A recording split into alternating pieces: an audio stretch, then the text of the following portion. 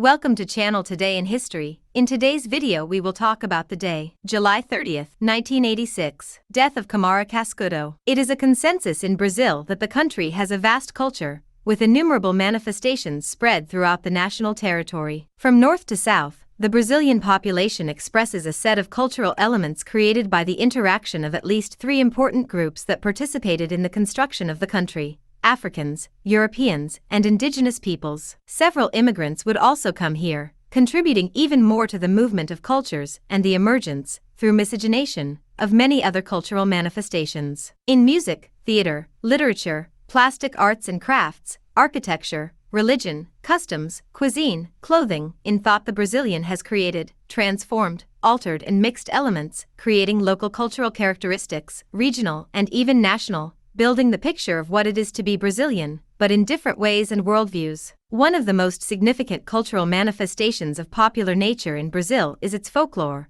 a word from the English folk, which means people, and lore, which means knowledge. Folklore is manifested in the form of knowledge transmitted from generation to generation by the population. The myths, legends, festivals, culinary and technical knowledge are important folkloric manifestations. In a small example, the complexity of Brazilian folkloric manifestations needed to be studied, registered and perpetuated. One of the exponents in the combination of these efforts was, without a doubt, Luís de Câmara Cascudo, born on December 30, 1898, in the city of Natal, capital of Rio Grande do Norte. According to journalist Valdir Alvarenga, Câmara Cascudo was the son of Colonel Francisco Cascudo. The name Cascudo was adopted by his paternal grandfather, a Conservative Party sympathizer, known in the province by the pejorative nickname Cascudo Party. He already knew how to read at the age of 6, in a country with a mostly illiterate population. However, he was unable to complete medical school in Bahia for financial reasons. He knew Latin and learned English, and got to know Africa and Asia accompanying travelers. Câmara Cascudo translated the book Travels in Brazil,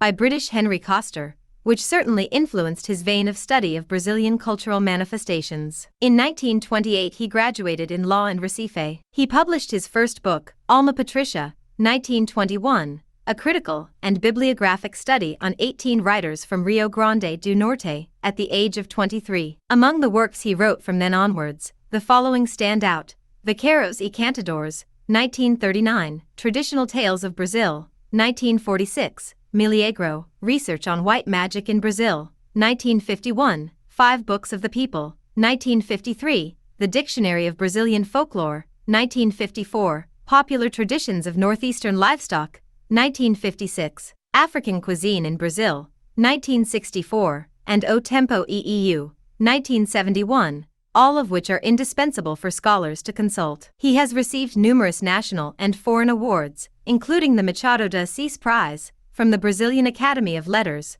for his body of work, the Henning Albert Boylston Prize, for his contribution to the country's cultural improvement, and the 1970 Brasilia Prize for Literature, of the Cultural Foundation of Brasilia. Luís de Câmara Cascudo died in Natal, his birthplace, on July 30, 1986, at the age of 88 years. He wrote of himself, Christmas 96, kerosene lamps, Santos Reis de Limpa in January, Santa Cruz de Bica in May, Madame de Presentation in November, Chestnut Flower and Carousel, Sharia and Cangueiros. He was 13 when the electric light came on. Parties in Tyrol, Guitar by Heronides France, Books, Courses, Travels, Sorteio de Pedra and Europe. I never thought of leaving my homeland. Did you like the video? In the description you will find the blog link with the full article. Give an incentive by subscribing to the channel, liking, commenting and sharing with your friends. Hugs. Until the next.